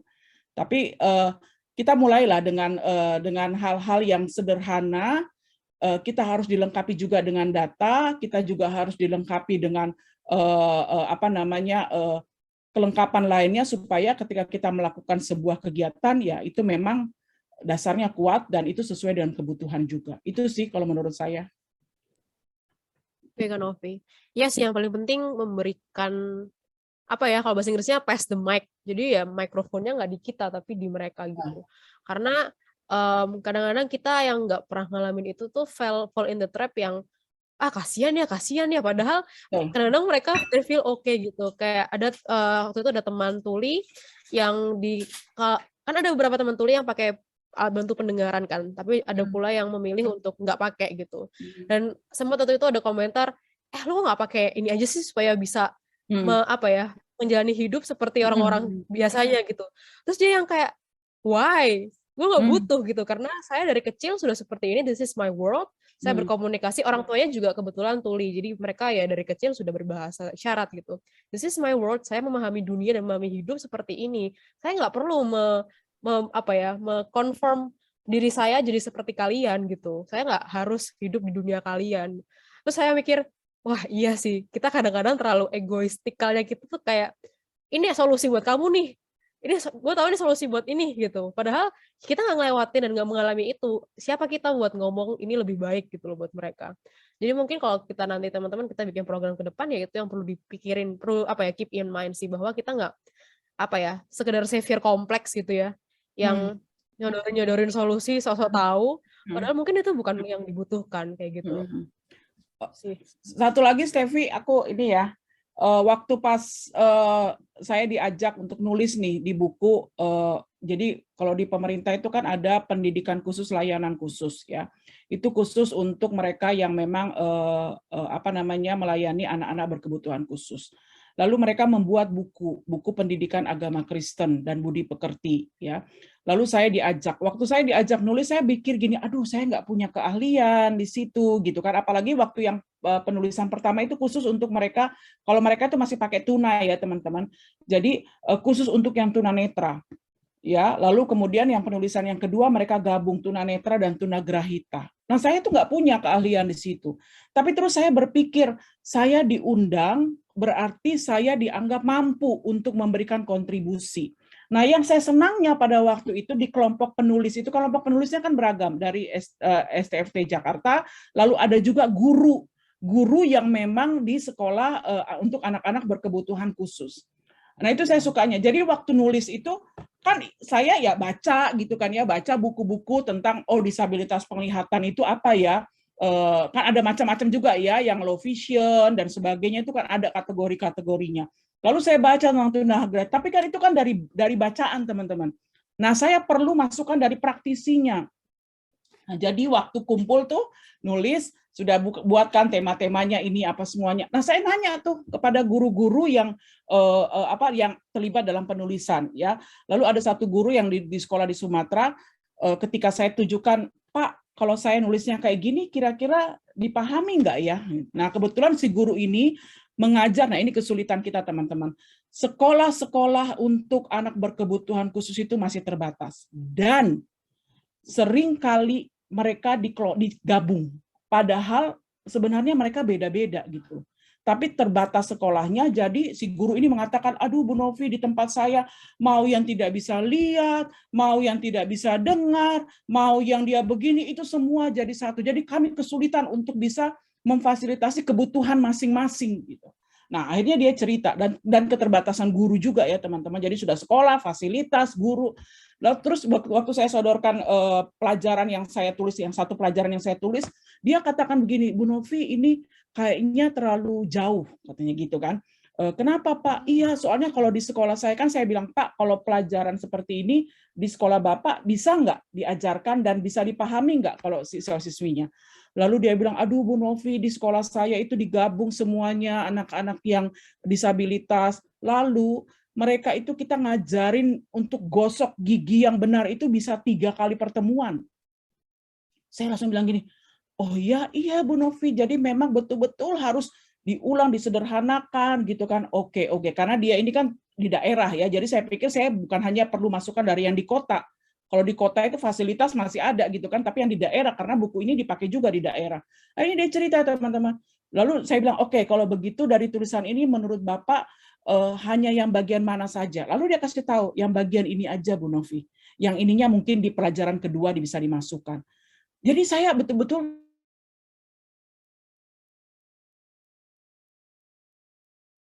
ini dia bilang, iya benar Bu Novi, di sekolah saya itu ngajarin anak sikat gigi. Ini mereka berjejer nih, diajarin sikat gigi. Ada yang sudah bisa pegang sikat giginya dan bisa sikat gigi. Tapi ada juga untuk pegangnya itu dia nggak ngerti, bingung. Ya, sikatnya itu bingung. Jadi beragam. Ada yang 1 kali pertemuan sudah bisa sikat gigi, ada yang harus 3 kali pertemuan sudah bisa baru bisa sikat gigi. Itu kan nggak bisa mereka pisahkan karena itu tadi ya keterbatasan fasilitas, terus pengajar dan sebagainya. Jadi ya udah kadang-kadang satu pelajaran itu bisa 3 kali pertemuan. Nah itu loh, itu situasi kita ya yang ada di sekeliling kita dan ya saya bersyukur waktu itu dapat kesempatan jadi saya juga bisa belajar langsung. Menurut saya, jadi saya ngerti gitu kan ya, oh ya kalau misalnya sebagai guru dia mengajar di sekolah untuk anak berkebutuhan khusus, apa nih yang sebenarnya menjadi kebutuhan mereka.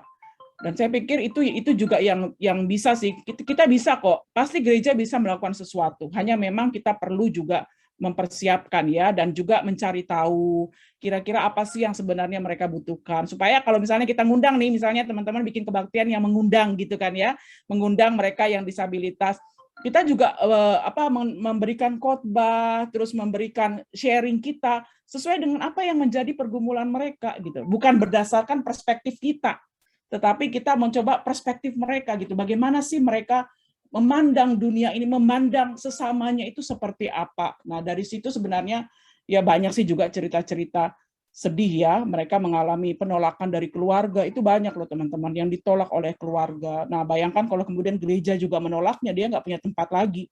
Keluarga ditolak, masyarakat ditolak, gereja juga menolaknya. Nah, itu yang kita tidak mau. Kita mau menjadi gereja yang terbuka buat mereka, supaya gereja kita itu menjadi rumah mereka juga, walaupun bukan rumah yang pertama ya, artinya kita tetap ingin supaya keluarganya menjadi rumah pertama, tapi kita mau gereja menjadi rumah kedua juga buat mereka. Mereka merasa aman, mereka merasa disambut, mereka merasa nyaman, itu yang kita harapkan. Itu Steffi. Novi, thank you. Lihat ya kawan-kawan. Teman-teman ada yang mau nanya lagi sebelum kita tutup? I learned a lot today. Ya tema disabilitas memang salah satu topik yang harus diakui jarang banget kita sentuh ya, kita tap in gitu. Ya jadi harus jadi bahan refleksi sih kenapa gitu kan. Teman-teman ada yang mau nanya lagi? Naomi mungkin, kakak-kakak sekolah minggu, Teresia Willy yang live dari pantai. Ibu Claudia mau sharing, Ibu Claudia yang punya pengalaman luar biasa. Kalau dia sharing plus nanti tutup, doa tutup.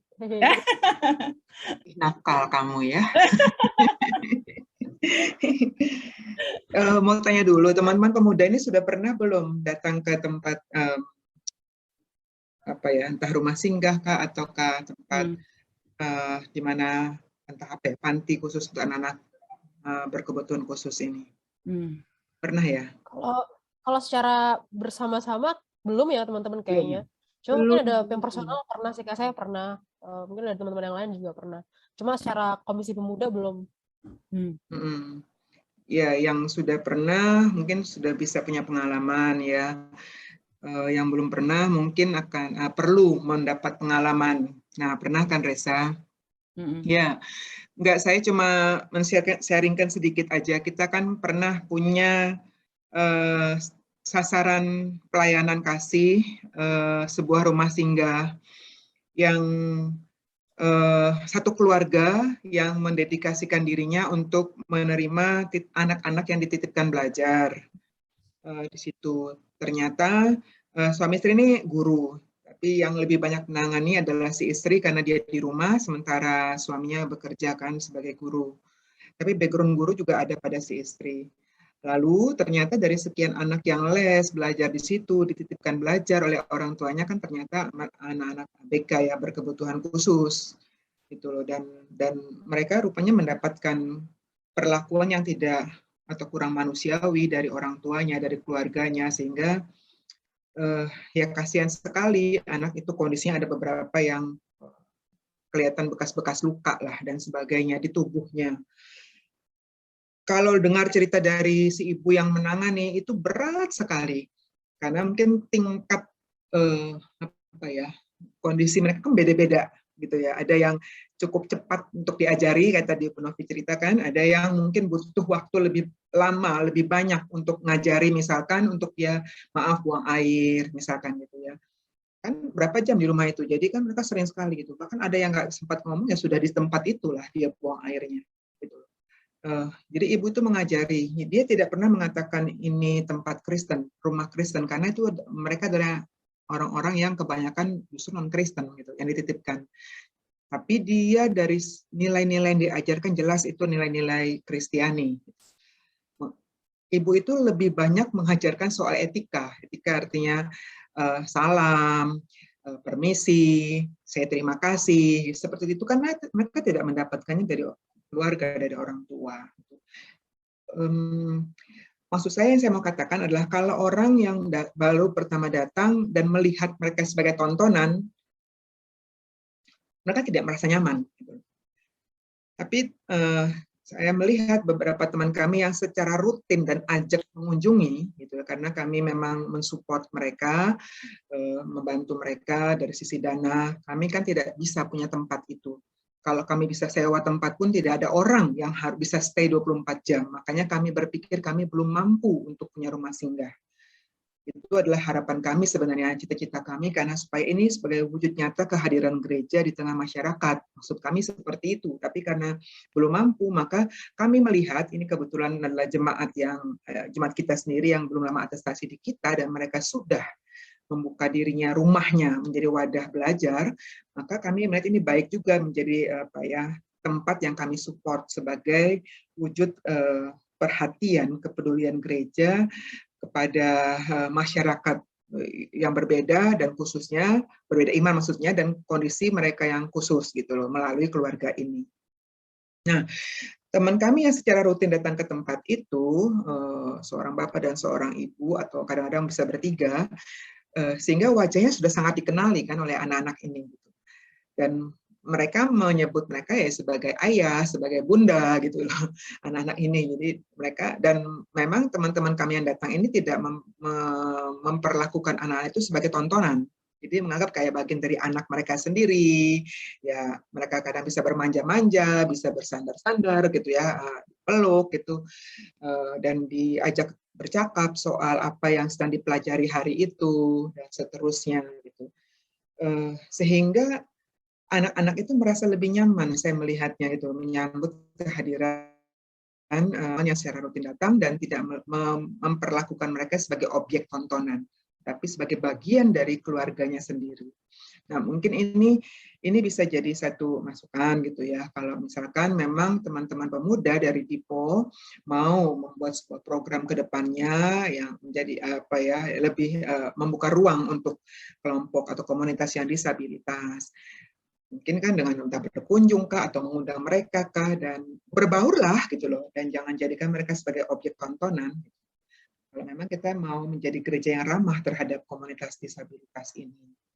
Dan memang itu tidak mudah sekali gitu. Jadi membiasakan diri melihat atau menyambut orang yang tidak seperti biasanya, itu kan memang butuh latihan gitu loh. Tidak mudah gitu. Dan memang melayani untuk kegiatan seperti ini betul-betul harus dari hati. Kalau enggak, nggak bisa. Gitu. Itu aja sih sharing saya. Terima kasih. Thank you, Bu Claudia. Oke, teman-teman. Wah, mukanya, aku juga mau deh mukanya besar. Sebentar. Oke, teman-teman, terima kasih banyak buat yang udah ikutin hari ini, dan terutama yang ikutin dari minggu pertama ya. Ini bukan sesi ya, ini tema-tema yang bakal diadakan tahunan kan ya? Ya nggak sih, Risa? Atau Harapannya. Oke, kasih tanpa batas ini ya. Jadi mungkin kalau ada ide tahun depan kita mau bikin apa, drop in the comment below. Tapi thank you banget teman-teman yang udah stay tune dari 2 minggu yang lalu. Semoga kita belajar banyak juga, jadi komunitas yang lebih ramah, lebih terbuka, lebih lebih punya kemauan untuk memahami sekitar kita, nggak cuma bulat di dalam air gitu kan ya.